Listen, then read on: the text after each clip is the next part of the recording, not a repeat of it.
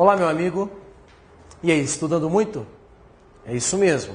Você que pegou este ano, faça dele uma oportunidade de preparação, né? Nós temos ouvido aí várias pessoas dizendo que não vai ter concurso, acabou os concursos. Gente, acabar não acabou. Você pode até ter uma demora em alguns concursos, mas eles vão sair. Tá? Então você fique atento, né? Aproveite que muita gente que anda com a massa parou de estudar, está em casa, fala, não vou estudar. Aproveite essa oportunidade para você se preparar. E eu tenho certeza que é com esse intuito que você está aqui agora nos assistindo na disciplina Direito Constitucional. Nós estamos analisando com você aquelas regras gerais de aplicação sobre os direitos fundamentais, uma parte bem importante da sua matéria. E agora, nós vamos analisar outra regra geral, que é a força normativa dos tratados internacionais. Eu quero ler com você o parágrafo 3º do artigo 5º, que é sobre ele que nós vamos fazer o nosso estudo neste momento. Já está aparecendo na sua tela aí. Os tratados e convenções internacionais sobre direitos humanos, que forem aprovados em cada casa do Congresso Nacional em 2 turnos, por 3/5 dos votos dos respectivos membros, serão equivalentes às emendas constitucionais. Beleza, maravilha. Perceba que a Constituição Federal, ela se preocupou em dar uma força normativa para o Tratado Internacional de Direitos Humanos diferenciado. É possível que um Tratado Internacional de Direitos Humanos, quando ingressado no direito brasileiro, ele tenha uma força normativa de emenda constitucional. Mas antes, eu quero te explicar mais ou menos o que é um tratado internacional. O tratado internacional ele é um acordo de cooperação celebrado entre vários países. Esses tratados podem versar sobre os mais diversos temas, dentre os quais se destacam, na maioria das vezes, os tratados internacionais de direitos humanos, que são tratados que visam garantir um núcleo mínimo de direitos fundamentais. Isso, logicamente, que no âmbito aí universal, porque vários países participam desse tipo de assinatura de tratado. Com a emenda constitucional número 45, que alterou o texto da Constituição em 2004, foi inserida a possibilidade de um tratado internacional de direitos humanos ter força normativa de emenda à Constituição. Então, olha só. A primeira possibilidade que nós temos no que tange a força normativa de um tratado internacional é exatamente este tratado ter força normativa de emenda à Constituição. Mas, Daniel, o que significa um tratado ter força de emenda à Constituição? Eu chamo você aqui mais para o canto para você dar uma olhada. Se imaginássemos o seguinte, uma pirâmide hierárquica das normas do direito brasileiro, com vários níveis de hierarquia. Eu teria no topo desta pirâmide a Constituição Federal como a norma mais poderosa do direito brasileiro. Ela é a norma fundamental. Ora, como que eu altero a norma constitucional? Não há outra forma de se fazer que não seja por meio de emenda à Constituição. Emenda à Constituição é uma espécie normativa que visa o que tem como objetivo alterar o texto constitucional. Quando esta emenda incorpora o texto constitucional, ela passa a ser o próprio texto constitucional, não podendo se falar em hierarquia entre essas normas constitucionais primárias ou derivadas. Não tem como falar. Desta forma, nós temos a emenda à Constituição com a mesma força normativa que a Constituição Federal. Olha que maravilha. Quando eu digo, então, que um tratado internacional pode ter força de emenda à Constituição, eu quero dizer que ele pode ter força da própria Constituição Federal. Só para você entender, quem tem atribuição constitucional de celebrar tratados internacionais é o presidente da República, tendo em vista que ele é o chefe de Estado do nosso país. Então é ele quem tem a atribuição de ir lá e celebrar o tratado internacional. Ora, quando o presidente da República celebra o tratado, não significa ainda que os brasileiros estão obrigados a seguir este tratado internacional, não. tendo em vista que o Congresso Nacional dispõe de uma outra atribuição, que seria dar efetividade, ou seja, permitir que este tratado internacional seja aplicado no direito brasileiro. E ele o faz convertendo este tratado internacional numa espécie normativa que possa ser utilizada no direito brasileiro. Caso o tratado internacional seja de direitos humanos, a Constituição determina no parágrafo 3º que acabamos de ler, que ela tenha força de emenda à Constituição Federal. Só que, eu te pergunto, qualquer tratado de direitos humanos terá força de emenda à Constituição? É claro que não. Você deve ter observado que, no texto constitucional, outros requisitos são necessários para que este tratado internacional tenha força de emenda à Constituição. O primeiro requisito, nós já vimos, ele tem que falar de direitos humanos. Muito bem. O segundo requisito que a Constituição fala, ela diz que tem que ser aprovado nas duas casas. Que duas casas? Duas casas legislativas da União. Meus amigos, quais são as duas casas legislativas da União? Câmara dos Deputados e Senado Federal.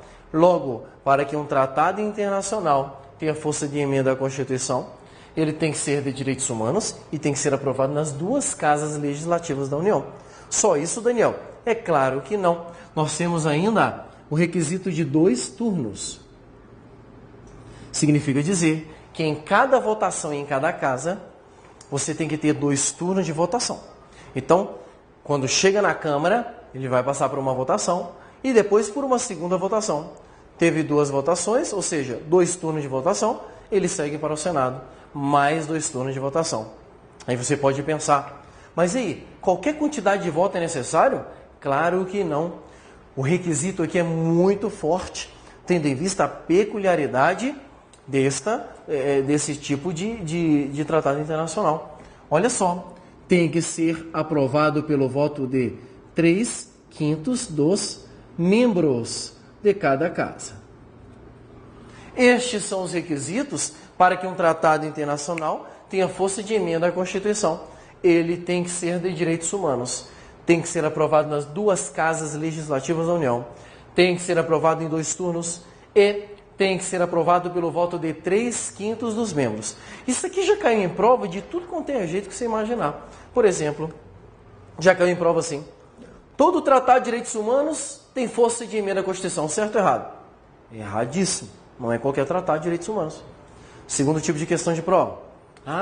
Foi aprovado em qualquer uma das casas, ou então, basta um turno. Agora, eu já vi uma que induz o candidato ao erro, olha só. Direitos humanos, 2 casas, 2 turnos, e na prova estava escrito 2/5 dos membros. Não. Então, para você memorizar, direitos humanos, 2 casas, 2 turnos e 3/5 dos membros. Desta forma, caso o tratado internacional passe por esses requisitos, ele terá força normativa de emenda à Constituição. Ficou claro? Ficou tranquilo isso aqui? Perfeito. Surge uma segunda pergunta. Mas, Daniel, e se o tratado internacional ele for de direitos humanos, mas, por algum motivo, ou por ele ter sido recepcionado antes da emenda 45, ou por outro motivo qualquer, ele não tenha preenchido o quórum previsto no parágrafo 3º? Ele é de direitos humanos, mas ele não foi aprovado por 2 casas, em 2 turnos ou 3/5. Ele recebeu uma aprovação, de uma norma infraconstitucional. Eu te pergunto, se o tratado é de direitos humanos, mas não preencheu os demais requisitos previstos no parágrafo 3º do artigo 5º, qual a força normativa deste tratado internacional? Pois bem, se você caçar na tua Constituição, você não vai achar nada. E não vai achar por quê? Porque esta interpretação decorre da posição do Supremo Tribunal Federal, que entende que quando um tratado internacional ele é de direitos humanos, mas ele não observa este requisito de aprovação da emenda à Constituição, ele terá força normativa de uma norma supra-legal. ele terá a força normativa de uma norma supralegal. E o que é a força normativa de norma supralegal? Vamos voltar comigo na piramidezinha aqui. Quando ele fala supralegal, ele está dizendo que é acima das outras leis. Por isso, supralegal. Mas ele está abaixo da Constituição Federal. Logo, norma supralegal vem aqui. Supralegal. Norma supralegal está acima das leis, mas abaixo da Constituição Federal.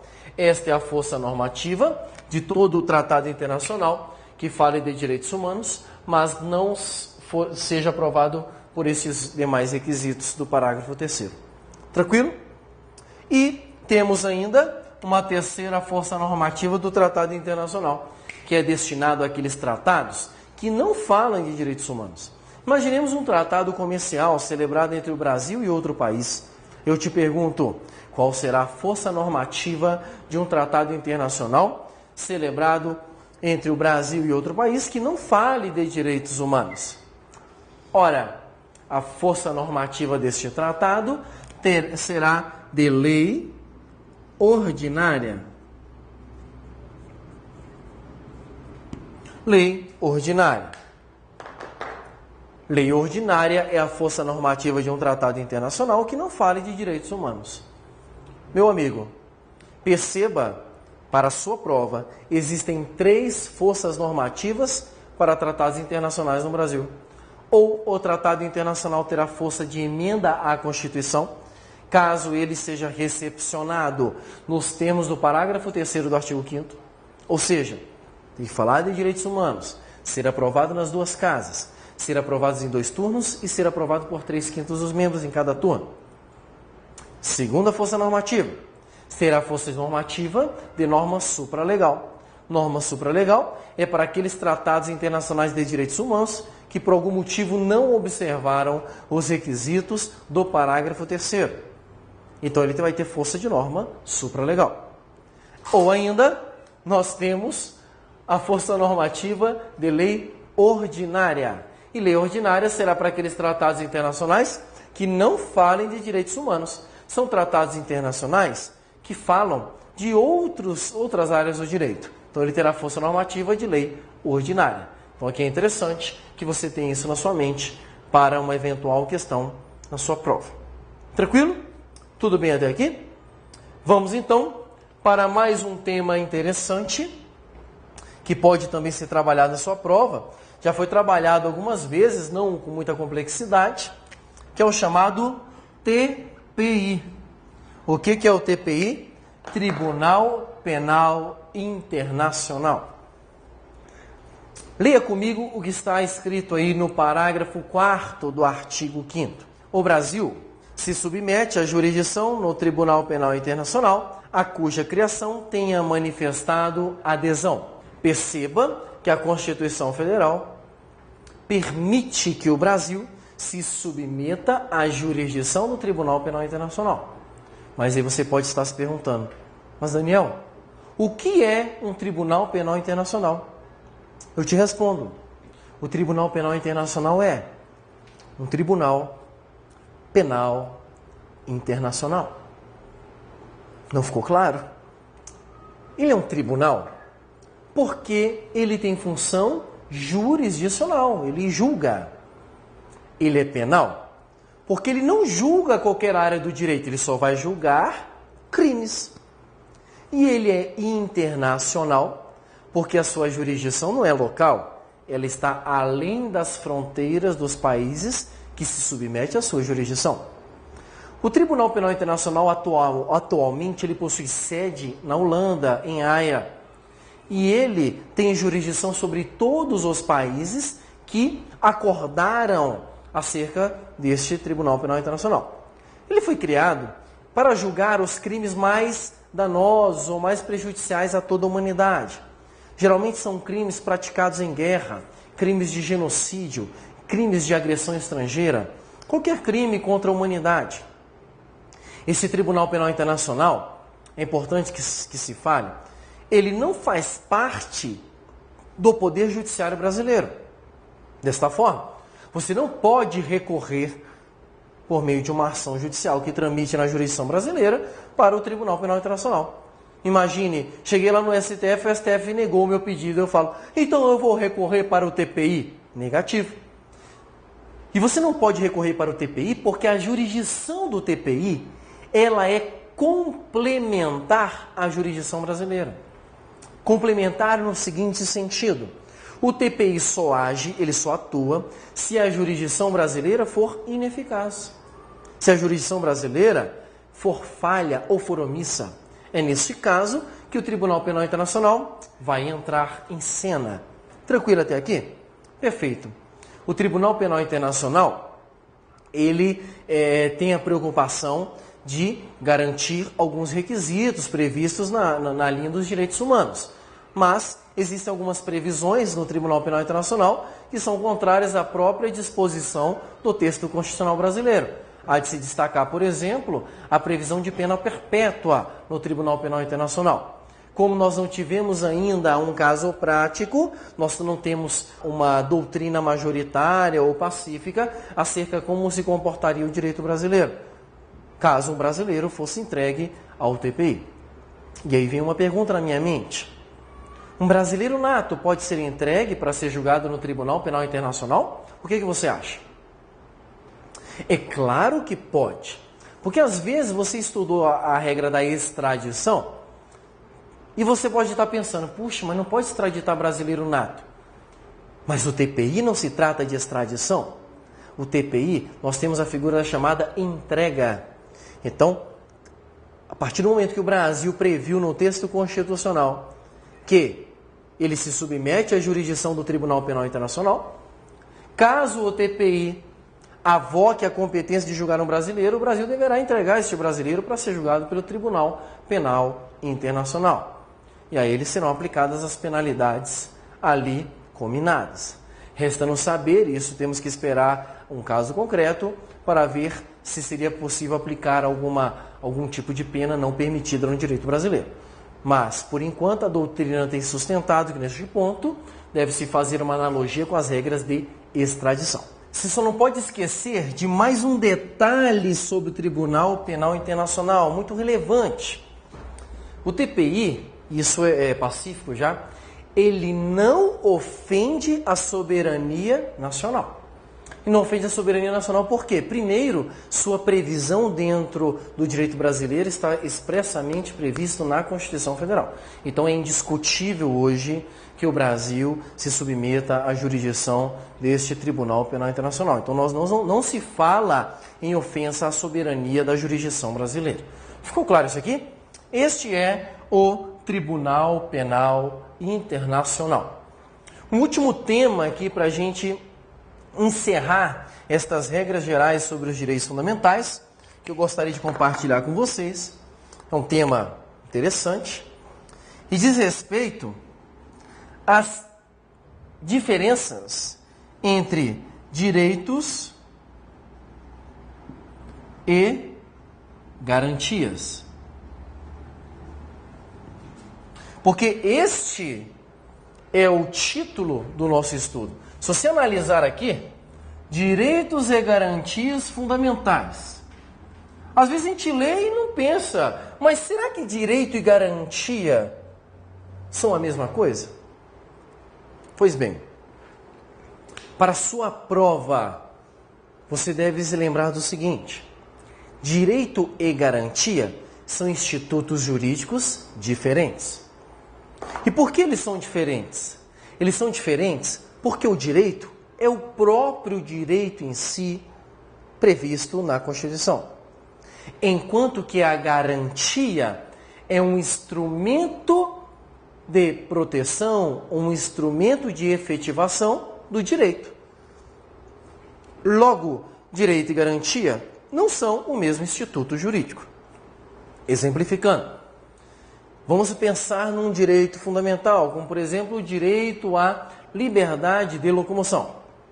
Beleza, este é o direito. Qual a garantia do direito à liberdade de locomoção? Nós temos uma garantia expressa prevista na Constituição, que é o habeas corpus. Isso mesmo. O direito é a liberdade de locomoção e a garantia é o habeas corpus. Logo, direito e garantia não são o mesmo instituto. Só que aí apareceu na prova um dia desse uma questão muito bacana, cara, muito bacana. E a questão dizia o seguinte, olha, direito e garantia são institutos jurídicos completamente diferentes, tendo em vista que a garantia é um instrumento de realização e proteção dos direitos. Tranquilo? Até aqui está certinho. E aí ele vê assim, direito e garantia é diferente, mas toda a garantia é um direito. Eu te pergunto, o que você acha desta afirmação? Direitos e garantias são diferentes, mas toda garantia é um direito. Você acha que isso está certo ou errado? Ora, meu amigo, se você analisar um pouquinho, forçar um pouco o seu cérebro, você vai perceber que está corretíssima essa afirmação. E por que está correta? Se está previsto na Constituição Federal uma garantia para proteger os seus direitos, a Constituição nada mais nada menos está te fornecendo um direito fundamental. Conseguiu visualizar? Direito e garantia são instrumentos diferentes. O direito é o direito e a garantia é a proteção do direito. Mas quando a Constituição disponibiliza para você uma garantia, ela está te dando um direito. Logo, está correto em afirmar que toda garantia é um direito fundamental. Viu que questão interessante? Questão muito bacana que caiu em prova recentemente. E por fim, nós temos um dos temas assim mais cobrados em prova, que é relacionado aos destinatários dos direitos fundamentais. E aí vem a questão. Quem são os destinatários dos direitos fundamentais? O caput do artigo 5º da Constituição Federal, ele esclarece para nós de uma certa forma. Ele diz assim, olha, todos são iguais perante a lei, sem distinção de qualquer natureza, garantindo-se aos brasileiros e estrangeiros. Então ele traz aí os brasileiros e os estrangeiros. Mas aí eu te pergunto, qualquer estrangeiro é titular de direito fundamental no Brasil? Não, não, não. A Constituição deixou muito bem claro que os estrangeiros residentes no país. Estrangeiros residentes no país. Pronto. Esses são os destinatários dos direitos fundamentais segundo o texto constitucional. Os brasileiros e os estrangeiros residentes no país. E aí, quanto aos brasileiros, bem tranquilo, que é qualquer brasileiro nato, naturalizado, não me importa. Quanto ao estrangeiro, eu já vi que não é qualquer estrangeiro, tem que ser estrangeiro residente no país. E aí vem a pergunta da prova. E se o estrangeiro não reside aqui no país, será que ele é titular de direito fundamental? O que você acha? Você acha o quê? Olha só, imagina um avião cheio de alemães que faz uma escala no aeroporto aqui no Brasil. Ele está indo, na verdade, para a Argentina, a galera está indo passar férias lá. Aí o cara faz escala aqui. Eu entrei naquele avião e pergunto assim, vem cá, só tem alemães nesse avião aqui. Algum alemão mora aqui no Brasil? Os caras falam, Reich. Reich é alemão, para você que não entende, significa não. Ninguém mora aqui no Brasil. Pronto, já que ninguém mora no Brasil, eu posso matar todo mundo naquele avião? Claro que não, né? Claro que não. Logo, existe um problema em interpretar esse termo residente aqui, que já foi esclarecido pelo STF. Então, residente, querido, não significa pessoa que mora no Brasil. Residente significa apenas estar no território nacional. Então, olha só, preste bastante atenção, que essa questão é importante para a sua prova. São destinatários aos direitos fundamentais dos brasileiros e estrangeiros residentes no país. Estrangeiros residentes no país significa estrangeiros que estão no território nacional, que estão no país. Não precisa ter residência no país. Basta estar no país. Tranquilo? Então, isso aqui é uma primeira interpretação do texto constitucional. Logicamente que se na tua prova o examinador colocar assim, olha, são destinatários dos direitos e garantias fundamentais dos brasileiros e estrangeiros residentes no país. Tranquilo, você vai marcar como correta, considerando que isso está previsto no texto constitucional. Agora, se ele colocar assim, olha, para o estrangeiro ser titular de direito fundamental no Brasil, ele tem que residir no país, opa, para tudo. Aqui ele está te sacaneando, ele está te provocando. Aqui ele quer saber se você conhece esta regra e essa interpretação doutrinária e jurisprudencial. Ficou claro isso aqui? Tranquilo? Beleza. Então quer dizer que é só isso, destinatários? Claro que não. Nós temos um outro detalhe. Pergunta bacana de prova. Te pergunta o seguinte. Para ser titular de direito fundamental, é necessário ter a condição humana? O que você acha? É necessário ou não é? Daniel, não sei. Eu sei que você não sabe bisonho, por isso você está estudando com a gente. Olha só. Para ser titular de direito fundamental, não é necessário ter a condição humana. Ué, Daniel, quer dizer que uma árvore pode ser titular de direito fundamental ou então um animal? Não. Para a tua prova, essa percepção não vale. Mas o que você tem que lembrar é que não apenas pessoas físicas são titulares de direitos fundamentais, mas também as pessoas jurídicas. Isso mesmo. Então, pessoas jurídicas são titulares de direitos fundamentais. Beleza? Então, o meu rol aqui ele aumenta um pouco. São destinatários os brasileiros e estrangeiros residentes no país. Pessoas físicas ou pessoas jurídicas. E tem mais um detalhe. Pode ser uma pessoa física ou jurídica de direito público ou de direito privado. Então, pessoas jurídicas de direito público ou direito privado também são titulares de direitos fundamentais. Questãozinha muito bacana e costuma ser trabalhada em prova. Eles perguntam lá, vem cá, uma pessoa jurídica de direito público é titular de direito fundamental? Claro que é. Aí você pensa assim, pô, Daniel, mas uma pessoa jurídica ela não anda. Pessoa jurídica não tem vida. Como é que é esse titular de direito fundamental? Eu te pergunto, pessoa jurídica, ela pode constituir ou pode adquirir uma propriedade? Pode. Direito à propriedade é direito fundamental. Uma pessoa jurídica pode se defender num processo judicial? Claro que pode. Pessoa jurídica é titular de direito fundamental. Tranquilo? Então, em suma, nós sintetizamos os destinatários da seguinte forma. São destinatários aos direitos fundamentais todos os brasileiros e estrangeiros residentes no país, pessoas físicas ou jurídicas, de direito público ou de direito privado. Tranquilo? E aí tanto faz se as pessoas jurídicas de direito público ou direito privado são brasileiros ou estrangeiros residentes no país. Lembrando que os brasileiros e estrangeiros residentes no país, isso também se aplica à pessoa jurídica. Ou seja, a pessoa jurídica, se ela for estrangeira, ela tem que ter uma filial no Brasil para que ela possa ser destinatária do direito fundamental. Tranquilo? Beleza? Então, olha só. Grave bastante essas regras que eu trabalhei com você agora, né? São regras muito importantes que costumam ser trabalhadas em prova, principalmente essa regra dos destinatários, que cai bastante em prova de concurso público. Fique ligado na diferença do texto constitucional para a doutrina e arrebente na sua prova. Tranquilo? Nos encontramos na próxima. Até mais.